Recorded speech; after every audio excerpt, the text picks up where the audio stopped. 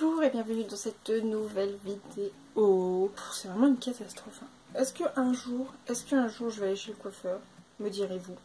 Peut-être, oui, peut-être. Mais là, c'est pas... Ouais. Un jour, vous allez voir, ça va vous impressionner. De quoi on va parler aujourd'hui? On va parler de mon plus gros coup de cœur, presque ever. Déjà de base des mangas, il n'y a pas mieux pour moi, il n'y aura jamais mieux. Je suis sûre qu'il n'y aura jamais mieux. Donc voilà, on va parler aujourd'hui de Fruits Basket. C'est parti!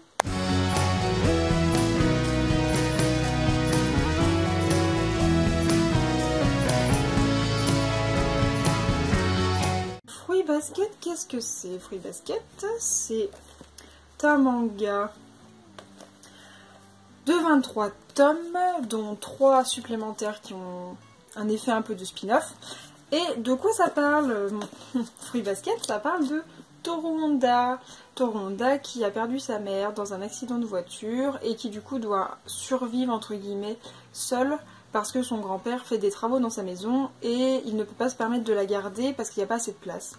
Et Toru étant débrouillarde et tellement positive qu'elle décide d'habiter dans une tente toute seule. Elle va tomber un jour, en allant au lycée, sur la maison de Yuki, qui n'est autre que le prince du lycée, parce qu'il y a ces délires là au Japon, là, c'est le prince du lycée tellement il est beau, tellement il est magnifique. Donc ils sont tous les deux en seconde, donc ils se connaissent de vue, mais ça s'arrête un peu là, quoi, voilà. Elle va tomber sur cette maison, et donc Yuki va lui dire que, comment c'est possible qu'elle habite à côté alors qu'il n'y a aucun terrain à vendre.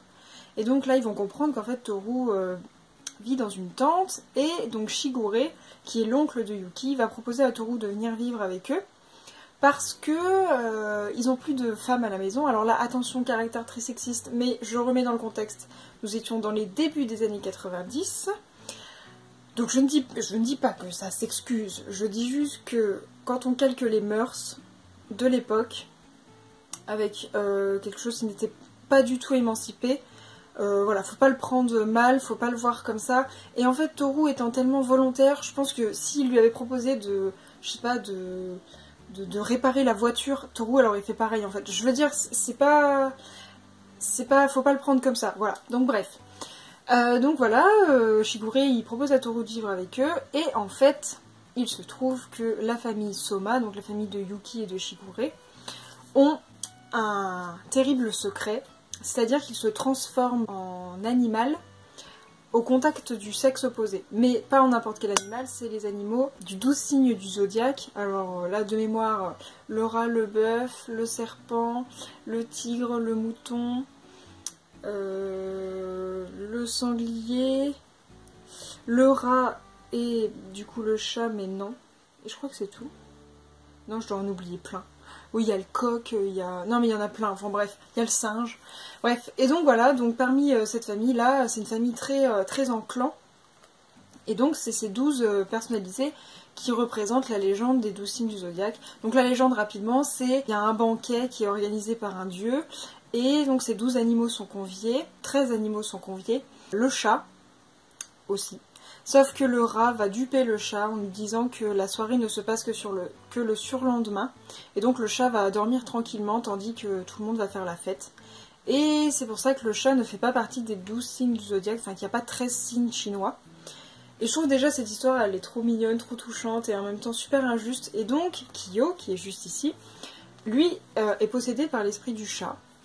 Et du coup il va se retrouver à habiter quand même chez Yuki parce que il est quand même qu'en seconde et il doit se réinsérer socialement parce qu'il est parti pendant 4 mois s'entraîner dans les montagnes.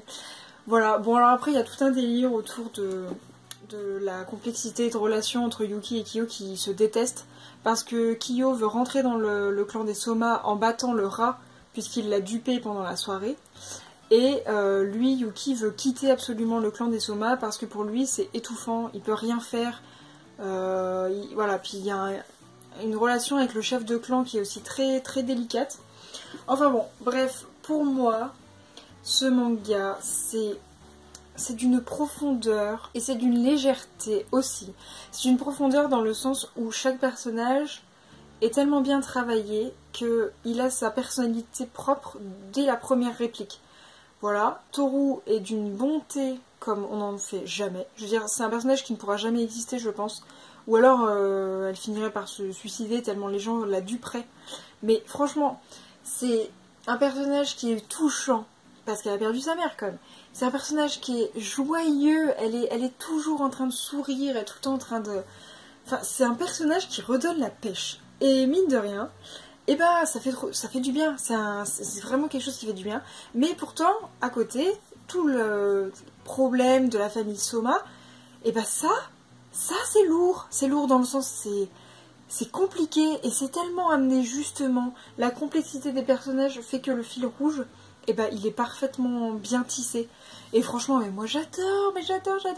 Et puis après, bon bah j'ai un gros faible pour Kiyo, parce que je l'aime de tout mon cœur. Franchement, je vous jure, je l'aime trop, quoi. Je veux dire, il n'y a pas d'autre mot. Ça a été, je pense, mon premier crush, parce que ce qu'il faut vous dire, c'est qu'en fait, j'ai découvert Fruits Basket parce que mon cher papa m'avait offert à moi et à ma soeur l'animé en DVD, qui est sorti en 2001, je crois. Et on regardait ça tous les vendredis soirs quand on arrivait chez notre père. Enfin, c'était tellement bien, c'est tellement chouette, c'est mon enfance en fait, voilà, c'est dingue. Et donc bah, quand j'ai compris qu'en fait l'anime venait d'un manga, bah je demandais à ma grand-mère tous les mois de m'en acheter 2, 3, parce que c'est vrai que ça faisait tout de suite voilà, plus d'une vingtaine d'euros. Voilà, donc tous les mois j'avais droit à mes 3 autres mangas. Enfin, j'ai tellement patienté pour ce manga, je vous jure, c'est le seul manga qui m'a vraiment fait languir et qui aussi, j'avais presque envie de ne pas lire, tellement j'avais peur d'arriver à la fin. Puis voilà, bah, quand je suis arrivée à la fin, je pleurais telle une petite fille voilà, qui voyait son enfance s'envoler tranquillement. Franchement, c'est un super bon animé. Là, ils en ont fait un remasterisé. Alors, c'est aussi pour ça, c'est parce que mon meilleur ami, vu qu'il m'a donné les codes pour aller sur Wakanim, j'ai pu recommencer. Et je l'aime tellement, mais je peux pas vous expliquer. J'ai trop d'amour, voilà. Il y a trop d'amour, il faut absolument que vous le lisiez. Les dessins, par contre, ont vraiment vieilli. Les premiers tomes, ils sont vraiment pas chouettes. Vraiment, il y a un problème, je sais pas. Je trouve qu'ils sont pas chouettes. Vous voyez, Yuki, là, il y a vraiment une sale tronche. Mais après, c'est parce qu'en fait, j'ai compris. En fait, ils grandissent. Et puis même, je pense que le style de la mangaka a vachement évolué. Parce que là, on est sur plusieurs années d'écriture. Et donc, la publication s'est fait, voilà, évidemment, sur plusieurs années. Donc, je pense que le style de l'auteur a évolué. Et sur la fin, on est vraiment aussi sur des personnages qui ont grandi. Donc là, ils sont en seconde. Sur les dernières années, on peut même les voir vraiment adultes, beaucoup plus grands. Donc forcément, il faut que le style du dessin change aussi avec l'évolution. Et ça, c'est quelque chose que j'arrive pas à retrouver ailleurs. C'est aussi quelque chose que je trouve de super intéressant. Et la complexité des personnages, pour l'instant, je ne l'ai retrouvée nulle part ailleurs. Alors voilà, après, je vous disais par exemple pour Waiting for Spring, je sais pas si je vais retrouver la même chose. Parce que Fruits Basket, en plus d'être un feel-good au manga, c'est aussi un manga qui traite de beaucoup de sujets qui sont la différence, l'acceptation, la colère, parce que Kiyo est un personnage qui a été toujours rejeté par sa famille, et donc qui a un surplus de colère, donc il essaie de la gérer. Évidemment l'amour, mais l'amitié aussi, parce que c'est ça aussi, il n'y a pas que une romance dedans, il y a vraiment un clan, une amitié, et ça je trouve ça juste dingue, c'est superbe quoi. Donc franchement, je sais même pas comment je pourrais vous le vendre, tellement je sais pas si vous avez déjà lu ce manga, si vous avez vu l'animé, enfin franchement essayez de vous y pencher si vous aimez bien, parce que je vous jure que c'est trop bien, c'est super chouette quoi. Vraiment, voilà. J'ai pas d'autre chose à vous dire si c'est que c'est super chouette. Et ben moi c'est tout bon pour moi. J'ai fini de vous donner mon coup de cœur manga de la vie. N'hésitez pas à me dire si jamais vous avez des mangas que vous aussi vous avez par exemple dans votre bibliothèque, c'est genre vous les toucherez jamais, c'est votre bébé, il y aura impossibilité qui partent quoi. Je veux dire, si à choisir entre des fringues ou les mangas, Julie est dans l'abus. Entre les fringues ou les mangas, bah, ce sera les mangas. Moi, clairement, entre les fringues ou les mangas, ce sera les mangas Fruits Basket. Il n'y a aucune hésitation. Voilà, bon bah écoutez, c'est tout pour moi. Je vous souhaite une bonne fin de journée, un bon début de nuit, je ne sais pas. Et puis vous pouvez toujours vous abonner, liker, commenter, partager, comme vous voulez. Voilà, moi je m'en vais avec mes amours, je les aime. Voilà, voilà. Bye bye!